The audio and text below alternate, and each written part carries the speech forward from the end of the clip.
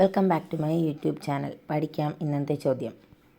ഒന്നാമത്തെ ചോദ്യം, കേരളത്തിലെ ഏറ്റവും വലിയ മഴക്കാട് ഏതാണ്? കേരളത്തിലെ ഏറ്റവും വലിയ മഴക്കാടാണ് സൈലൻറ്റ് വാലി. രണ്ടാമത്തെ ചോദ്യം, യൂറോപ്പിൻ്റെ ബഹിരാകാശ ഏജൻസി ഏതാണ്? ഉത്തരം ESA. മൂന്നാമത്തെ ചോദ്യം, മലയാളത്തിലെ ആദ്യത്തെ ബഹുവർണ്ണ ചലച്ചിത്രം? ഉത്തരം കണ്ടം വെച്ച കോട്ട്. ഏറ്റവും കുറഞ്ഞ പ്രായത്തിൽ തൻ്റെ രാജ്യത്തിൻ്റെ ക്രിക്കറ്റ് ക്യാപ്റ്റനായ കളിക്കാരൻ ആരാണ്? ഉത്തരം സച്ചിൻ ടെണ്ടുൽക്കർ.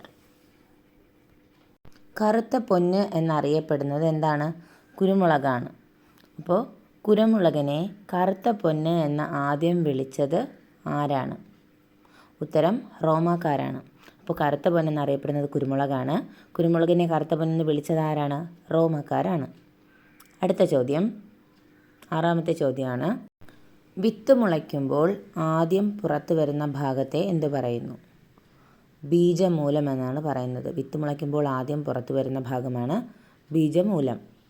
അടുത്ത ചോദ്യം, അന്തരീക്ഷ നൈട്രജനെ നൈട്രേറ്റാക്കി മാറ്റുന്ന ബാക്ടീരിയ ഏതാണ്? അന്തരീക്ഷ നൈട്രജനെ നൈട്രേറ്റാക്കി മാറ്റുന്ന ബാക്ടീരിയ? ഉത്തരം അസറ്റോബാക്ടർ ബാക്ടീരിയയാണ്.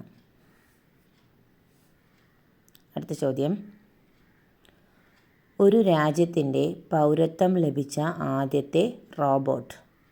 സോഫിയ. നിർമാല്യം എന്ന ചലച്ചിത്രം സംവിധാനം ചെയ്തത് ആരാണ്? MT വാസുദേവൻ നായരാണ് നിർമാല്യം എന്ന ചലച്ചിത്രം സംവിധാനം ചെയ്തത്. ഇന്ത്യയിലെ ഏറ്റവും വൃത്തിയുള്ള നദിയാണ് ഉംഗോട്ട്. അത് ഏത് സംസ്ഥാനത്തിലേതാണ്? മേഘാലയ. അടുത്ത ചോദ്യം, നമ്മുടെ ദേശീയ പതാകയിലെ നിറങ്ങൾ മുകളിൽ നിന്ന് താഴോട്ട് യഥാക്രമത്തിൽ എങ്ങനെ എഴുതാം? കുങ്കുമം, വെള്ള, പച്ച.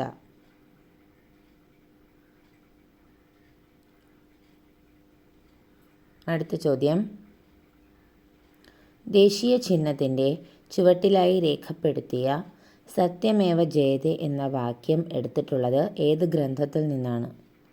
മുണ്ടകോപനിഷത്തിൽ നിന്നാണ് സത്യമേവ ജയതേ എന്ന വാക്യം എടുത്തിട്ടുള്ളത്. അടുത്ത ചോദ്യം,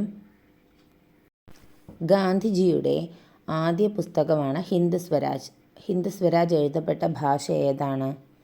ഗുജറാത്തി ഭാഷയിലാണ് ഗാന്ധിജിയുടെ ആദ്യ പുസ്തകമായ ഹിന്ദ് സ്വരാജ് എഴുതപ്പെട്ടത്. അടുത്ത ചോദ്യം, ലോകത്ത് ആദ്യമായി സൗരയൂഥം കടന്നുപോയ ആദ്യ ബഹിരാകാശ പേടകമാണ് വോയേജർ 1. അടുത്ത ചോദ്യം,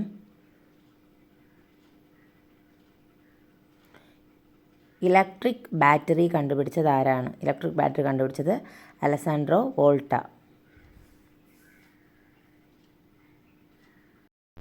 അടുത്ത ചോദ്യം, FM റേഡിയോയിലെ FMൻ്റെ ഫുൾ ഫോം അല്ലെങ്കിൽ FMൻ്റെ മുഴുവൻ പേര്?